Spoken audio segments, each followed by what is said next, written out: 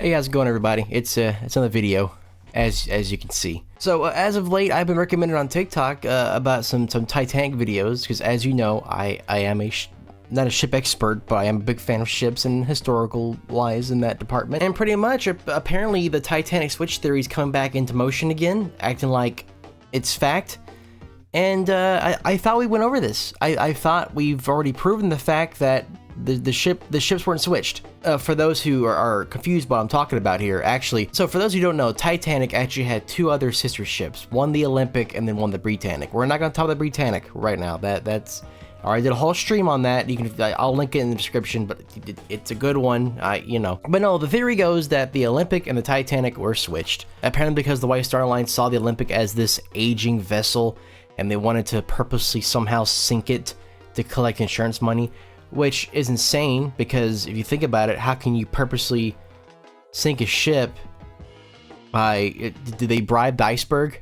Did they give them like a upfront payment or something? I know the theory goes that there was a ice. They knew about the ice field in front of the ship up before its departure. Regardless, though, I think it's kind of stupid. That's a little far-fetched. So I'm gonna give you a little bit of history to tell you exactly how this theory began and how it kind of went widespread, and then I'm gonna show you the differences as to how you can easily tell that this is bullshit. So let's get right into it. But first, we have to go into a little bit of history. So Mr. Editor, could you please roll that? There's me, by the way. So in 1907, J. Bruce Ismay of the White Star Line had an idea for 3 luxurious ships to rival the luxury and the size of the Cunard Line's Lusitania and Mauretania. The first ship would be known as the RMS Olympic, which completed construction on May 31st, 1911, with the second ship, the RMS Titanic, launching on the exact same day. Now keep in mind, launching and completing are two different things. Launching means the hull of the ship is ready to be launched into the water so that they can do the fitting process to make sure that it doesn't capsize while it's in the water. And while completing just means everything is ready to go and the main voyage should be pretty soon. So now that we know the Olympic completed its construction on May 31st and the Titanic launched on the exact same day, how did this theory become that they had got swapped? Obviously, yes, the Olympic would have been an older ship, but how did this happen, right? Well, as you know, all great lies are great only because they have a shred of truth in them. On September 11th, 1911, the RMS Olympic sustained significant damage after a collision with the HMS Hawk. This collision created 2 large holes in the hull at the stern of the ship and flooding 2 of its watertight compartments, along with other damage. What caused the collision was as the Olympic was departing, the suction caused by its massive propellers pulled the Hawk from dock, tearing the mooring lines that were securing the ship in its place, and the Hawk's bow collided with the Olympic's stern. So yeah, the Olympic sustained some damage, right? So it was injured. But however, the damage was not very massive. It wasn't, kneecapping at least. The ship was held up for 2 months for repairs. However, they did have to borrow some materials from the Titanic to repair what the Hawk had done, ultimately delaying the maiden voyage of the Titanic. Now again, the ship would have been only docked for 2 months. There was lots of business, but however, that's just kind of how it goes. Another instance the Olympic had got into was that the Olympic actually threw a propeller blade while on a voyage. Yet again, not massive problem. They borrowed another propeller from the Titanic, and they got it fixed. There you go. So yes, there was some damage to the Olympic, but it was rather repaired very well. There wasn't much issues. But somehow this story was that because of the damage, they wanted to collect insurance money from the Olympic, and so they swapped the names. But I'll be honest, the ships do look very similar, but there are some massive differences that you can tell that they're not the same, that they're not swapped. One of the biggest things, and this is the biggest, for all of his career, the A-class promenade, which is right here, has always been open.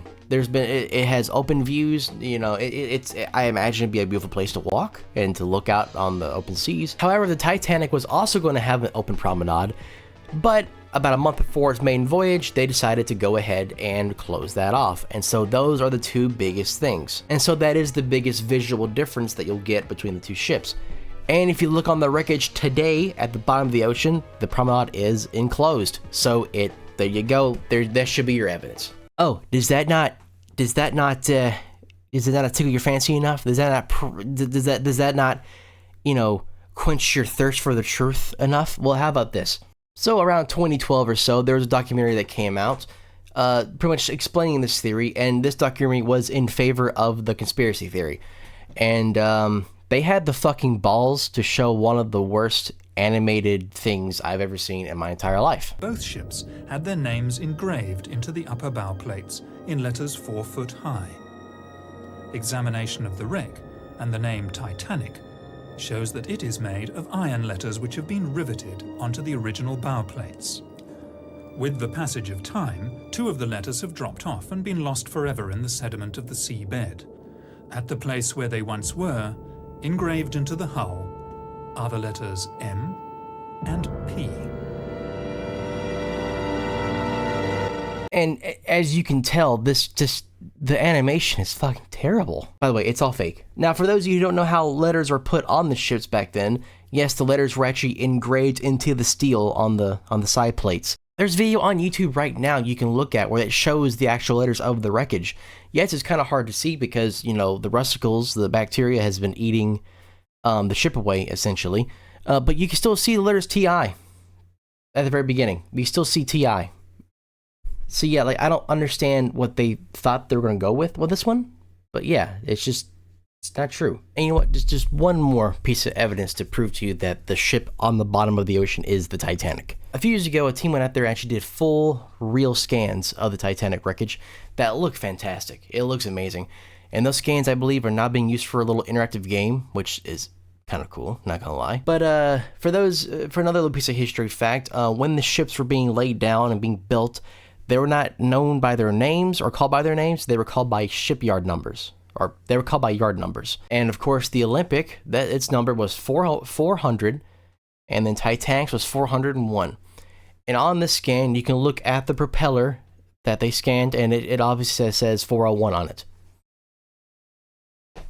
So I don't know what other proof you need to know that the Titanic is on the bottom of the ocean and the Olympic got scrapped.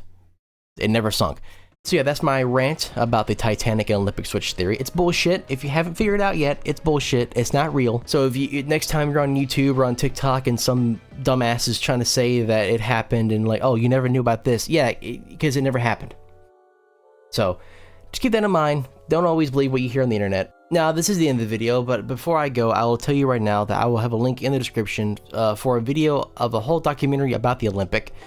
For those of you who don't know, she had an incredible, crazy career after the Titanic sank. I mean, she served in World War I. She was a troop carrier. She rammed a couple of submarines.